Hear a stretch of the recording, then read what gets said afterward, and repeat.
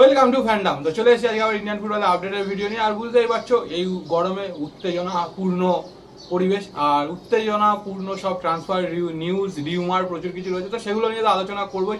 কিন্তু সবার আগে যেটা বলা, যারা এখনো চ্যানেলটা সাবস্ক্রাইব করেনি তো অবশ্যই কিন্তু সাবস্ক্রাইব করে দিও, সাথে বেল আইকনটা ক্লিক করে দিও রেগুলার নোটিফিকেশন পাওয়ার জন্য। যারা এখনো অবধি আমাদের ফেসবুক আর ইনস্টাগ্রাম পেজটা ফলো করি অবশ্যই ফলো করো, ডেসক্রিপশনে কিন্তু লিঙ্ক দেওয়া আছে।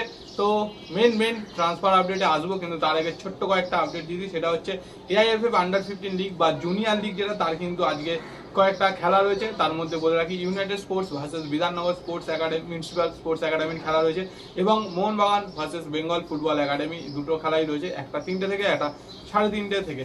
এর সাথে বলে রাখি যে আজকে কিন্তু আরো একটা গুরুত্বপূর্ণ ম্যাচ রয়েছে, সেটা হচ্ছে national championship, national women's championship. তাতে কিন্তু আজকে বেঙ্গলের খেলা রয়েছে বিকেল 4টে থেকে, ওয়েস্ট বেঙ্গল ভার্সেস পাঞ্জাব কিশোর ভারতী স্টেডিয়ামে। তো যারা যারা দেখতে যাও বা কিশোর ভারতী স্টেডিয়ামের আশেপাশে থাকো তো অবশ্যই কিন্তু চলে যাও। এই টুর্নামেন্টটা ওয়েস্ট বেঙ্গল মানে IFA অর্গানাইজ করছে, তো আশা করবো যে বেঙ্গল ভালো পারফর্ম করবে। টিমটা তো দারুণ করেছে, আগের দিন কিন্তু টিমটা তোমাদের সাথে পুরোপুরি বলে দিয়েছিলাম কে কে রয়েছে। সঙ্গীতা বাস্প ন্যাশনাল টিমের যেন মিডফিল্ডার, ও কিন্তু এই টিমের ক্যাপ্টেন। তো এবার আসি মেন আপডেটগুলোতে। তার মধ্যে বলে রাখি যে ইন্টার কাশি কিন্তু তাদের রেসিডেন্সিয়াল ফুটবল একাডেমি আরম্ভ করতে চলেছে খুব তাড়াতাড়ি। সেটার মানে অফিসিয়াল অ্যানাউন্সমেন্ট বা অফিসিয়াল সবকিছু কিন্তু খুব তাড়াতাড়ি তারা জানিয়ে দেবে। এর সাথে বলে রাখি চেন্নাই এফসির গোলকিপার শ্রমিক মিত্র, যার সাথে ইস্ট বেঙ্গলের একটা লিঙ্ক হয়েছিল, ইস্ট বেঙ্গল চাইছিল তাকে একটা সময়, তো সেই শ্রমিক মিত্র কিন্তু আরো 3 বছরের কন্ট্রাক্ট এক্সটেনশন করে নিয়েছে চেন্নাইয়ের সাথে। তো ও কিন্তু চেন্নাই থাকছে, এবং নোয়া সাদি FC গোয়াতে ছিল, তো ও কিন্তু চলে গেছে কেরালা ব্লাস্টার্সের 2 বছরের কন্ট্রাক্টে, এবং আরো 1 বছরের অপশনাল এক্সটেনশনের কিন্তু সম্ভাবনা থাকছে। তো এবার কালকের থেকে যেই রিউমার টুলছে, কালকে ভিডিও বানাতাম কিন্তু একটু কাজকর্ম থাকার জন্য বানাতে পারিনি, তো সেটা নিয়ে বলি। কিন্তু তার আগে আরেকটা কথা বলে দিই যে 4 তারিখ শনিবার দিন যেই ম্যাচটা রয়েছে ISL এর final, Mohun Bagan super giant versus Mumbai city FC, তো সেই ম্যাচের অনলাইন টিকিট কিন্তু গতকাল থেকে ছেড়ে দিয়েছে বুক মাই শোতে। খেপে ছাড়ছে অল্প করে টিকিট, মোটামুটি যতদূর শুনতে পেরেছি 43 কি 44 হাজার টিকিট কিন্তু ছাড়া হচ্ছে। তার মধ্যে কিছুটা অনলাইন আর কিছুটা অফলাইন নিয়ে অনেকে জিজ্ঞেস করছে। তো আমাদের কাছে যতদূর খবর অফলাইন টিকিট আগামীকাল থেকে কিন্তু দেওয়া হবে। সেটা মোহনবাগান মাঠ থেকে ক্লাব থেকে দেওয়া হবে নাকি যুবভারতী থেকে, সেটা কিন্তু অফিসিয়ালি জানিয়ে দেওয়া হবে ISL এর পেজ এবং মোহনবাগান সুপার জায়ান্টের পেজ থেকে। তো সেইগুলো ফলো করে নিও, দেখে নিও। আর আমরা জানতে পারলে আমরা তো অবশ্যই পোস্ট করে দেবো। এবার আসি কালকের থেকে যেই ট্রান্সফারটা নিয়ে সবচেয়ে বেশি উত্তেজনা বা সবচেয়ে বেশি আলোচনা হচ্ছে, সেটা হচ্ছে জেমি ম্যাকলারেন। এই জেমি ম্যাকলারেন কিন্তু মেলবোর্ন সিটি FC-তে রয়েছিল লাস্ট কয়েক বছর ধরে, কাছে অসাধারণ একটা পারফরমেন্স, প্রচুর গোল করেছে। তো সেই জেমি ম্যাকলারেনকে লাস্ট 2 বছর ধরে কিন্তু মোহনবাগান মানে এদিকে মোহনবাগান বা মোহনবাগান সুপার জায়ান্ট কিন্তু ট্রাই করে যাচ্ছিল লাস্ট 2 বছর, কিন্তু ওকে পায়নি, কারণ যেহেতু ওর কন্ট্রাক্ট ছিল। তো এই বছর কিন্তু অফিসিয়ালি ওর কন্ট্রাক্ট শেষ হচ্ছে, এবং এই বছরও শোনা যাচ্ছে মোহনবাগান সুপার জায়ান্ট কিন্তু ওকে অফার করেছে, এবং ওকে কিন্তু নেওয়ার জন্য বদ্ধপরিকর বলাই যায়। বাট জেমি ম্যাকলারেনের কাছে কিন্তু বলে রাখি যে আরও বেশ কিছু অফার রয়েছে অন্যান্য ক্লাবের, যেরকম মিডল ইস্টের ক্লাবেরও রয়েছে, সেরকম ISL-এরও 1-2 ক্লাবের কিন্তু অফার রয়েছে। কিন্তু কিছু জায়গায় দেখলাম একটা যে জেমি ম্যাকলারেনকে নাকি 2.71 করোড় পার ইয়ার স্যালারি দিতে চাইছে। তো বলে রাখি মেলবোর্ন সিটি FC-তে মোস্ট প্রবাবলি ওর স্যালারি ছিল পার ইয়ার 3.8 করোড়। তো সেই জায়গা থেকে এটা এত মানে ইন্ডিয়াতে আসতে স্যালারিটা কমে যাচ্ছে, তো এটা হওয়ার সম্ভাবনা নেই। মেবি ওইখানে একটা কিছু ভুল থাকতে পারে।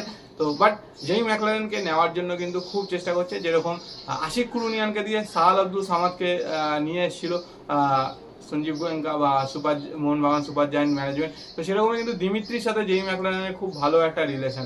তো সেরকম দিমিত্রি পেত্তাতসকে দিয়েও কিন্তু জেমি ম্যাকলারেনকে মোহনবাগান সুপার জায়ান্টে নিয়ে আসতে পারে, এরকমই কিন্তু একটা সম্ভাবনা রয়েছে। তো সেই ক্ষেত্রে সাদিকু এবং কামিন্স দুজনের মধ্যে যে কোনো একজন মোস্ট প্রবাবলি রিলিজ হবে। তো যতদূর খবর হয়তো সাদিকুই রিলিজ হতে পারে।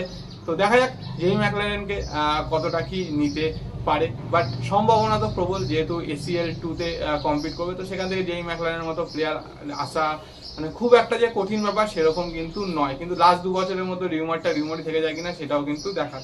এবং এর সাথে বলি আরো একজন প্লেয়ার, সেটা হচ্ছে কার্টিস গুড। তো কার্টিস গুডকেও কিন্তু ওর ক্লাব ওকে থ্যাংক ইউ জানিয়ে দিয়েছে, ও এই লিগে খেলেছে। তো সেই কার্টিস গুডের সাথেও কিন্তু ইন্ডিয়ান ক্লাবেদের মানে আইএসএল ক্লাবেদের লিঙ্ক আপ রয়েছে। লাস্ট ইয়ারও কার্টিস গুডকে নিয়ে রিউমার উঠেছিল অনেক, তো এইবারও কিন্তু বেশ কিছু রিউমার রয়েছে। তো সেটাই দেখার যে কার্টিস গুড যদি ইন্ডিয়াতে আসে তাহলে কোন ক্লাবে আসে। মোটামুটি যতদূর শোনা যাচ্ছে মোস্ট প্রবাবলি হয়তো বেঙ্গালুরু এফসি ওকে নেওয়ার জন্য খুব চেষ্টা করছে। এছাড়া মুম্বাই সিটি এফসিও হতে পারে। তো দেখা যাক যে কে নেয় কার্টিস গুডকে ইন্ডিয়াতে আসলে কে নেয়। এবং তার সাথে বলে রাখি Roy Krishna most probably Odisha FC ছাড়তে চলেছে। তো অনেকদিন আগে একটা রিউমারের কথা বলেছিলাম যে রয় কৃষ্ণা কে মোহামেডান অ্যাপ্রোচ করেছে। তো রয় কৃষ্ণাকেও আইএসএল এর আরো একটা দুটো ক্লাব অফার করেছে। এবার দেখা যাক যে রয় কৃষ্ণা ইন্ডিয়াতে থাকে না ইন্ডিয়ার বাইরে চলে। আর যদি ইন্ডিয়াতে থাকে সেক্ষেত্রে কলকাতার ক্লাব মোহামেডানে আসবে নাকি অন্য কোনো ক্লাবে সাইন করবে সেটাও কিন্তু দেখাবে। তো এইগুলো তো মোটামুটি ট্রান্সফার আপডেট রয়েছে। আর জিকসানকে নিয়ে তো বলেইছি আগের দিন যে জিকসানকে কিন্তু মোহনবাগান চাইছে ওদের সেন্টার ডিফেন্সিভ মিডফিল্ডের পজিশনটা, কারণ মোস্ট প্রবাবলি একজন দুজন ডিফেন্সিভ মিডফিল্ডকে কিন্তু রিলিজ করতে পারে, যেরকম গ্লেন মার্টিনেজকে রিলিজ করে দেবে যতদূর শোনা যাচ্ছে। তো সেই জায়গায় যদি জিকসানকে নিতে পারে সেটা একটা বিশাল বড় ব্যাপার। মানে এই মুহূর্তে ইন্ডিয়ার টপ মোস্ট সিডিএম প্লেয়ার আর অসাধারণ পারফরমেন্স, মানে কেরালার হয়েও খুব ভালো খেলেছে। তো সেই জায়গা থেকে ওকে কিন্তু নেওয়ার চেষ্টা করছে। আর ওর জন্য কিন্তু যেটা আগের দিনও বলেছি 2.5 কোটি ট্রান্সফার ফিস কিন্তু অফার করেছে এবং কেউ কিন্তু 3 বছরের কন্ট্রাক্ট এবং আরো 2 বছরের এক্সটেনশন দেবে, এরকমই একটা কিন্তু অফার করা হয়েছে। তো এবার দেখা যে জিকসান সিংকে ছাড়তে রাজি হয় কিনা কেরালা ব্লাস্টার্স এবং ওর এজেন্ট ওকে মোহনবাগান সুপার জায়ান্টে দিতে রাজি হয় কিনা। তো সেগুলোর উপর ডিপেন্ড করছে, বাট এগুলো হতে আরো কিছুদিন সময় লাগবে, কারণ যতক্ষণ আইএসএল ফাইনাল হচ্ছে তার আগে কিন্তু এগুলো এই সিনারিওটা পুরোপুরি ক্লিয়ার হবে না। আর তার সাথে বলে রাখি ইস্ট বেঙ্গলের খবর। তো ইস্ট বেঙ্গল তো যাদের সাথে কথাবার্তা বলেছিল তাদের সাথেই আরো কথাবার্তা চালাচ্ছে এরকমই শোনা যাচ্ছে। তবে যদি জিকসান বেরোয় তাহলে ভিভিন মোহনানকে কিন্তু পাওয়া যাবে না, কারণ ভিভিনকে ছাড়বে না কেরালা, এটাই ধরে নেওয়া যায়। কারণ কেরালা কিন্তু কোচ চেঞ্জ করছে, তো সেই জায়গা থেকে নতুন কোচ এসে নতুন টিমটাকে কিছুটা রিভাইভ করবে এরকমও কিন্তু ধরা যায়। তো এবার দেখার যে ইস্ট বেঙ্গল মোহনবাগান বা এই সমস্ত টিমগুলো কিভাবে প্লেয়ারদেরকে ছাড়ে বা নতুনভাবে তৈরি করে। আরেকটা যেটা ওড়িশার দিয়েগো মরিসিওর কথা বলি, দিয়েগো মরিসিওরও কিন্তু একটা সম্ভাবনা রয়েছে বেরিয়ে যাওয়ার। যে দিয়েগো মরিসিও যদি বেরিয়ে যায় তো সেই জায়গা থেকে দিয়েগো মরিসিওকে নেওয়ার জন্য কিন্তু বেশ কিছু প্লেয়ার মানে টিম চেষ্টা করবে এটা। আর ছাংদেরটা বলেছিলাম যে ছাংদের প্রতি একটা ইন্টারেস্ট রয়েছে মোহনবাগানের, বাট ছাং থেকে পাবে কিনা সেটাই হচ্ছে ব্যাপার, কারণ ওর সাথে কিন্তু অলরেডি মুম্বাইয়ের মানে কন্ট্রাক্ট রয়েছে। তো ওকেও নিতে গেলে একটা হিউজ পরিমাণ ট্রান্সফার ফিস দিয়েই নিতে হবে।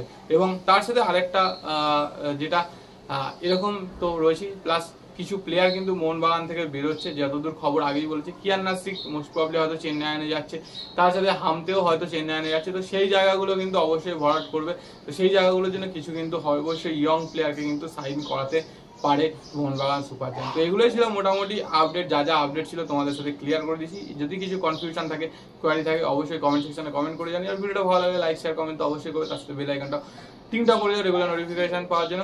আর অবশ্যই ফেসবুক আর ইনস্টাগ্রাম পেজটা ফলো করে দিও। চলো আজকের মতো টাটা।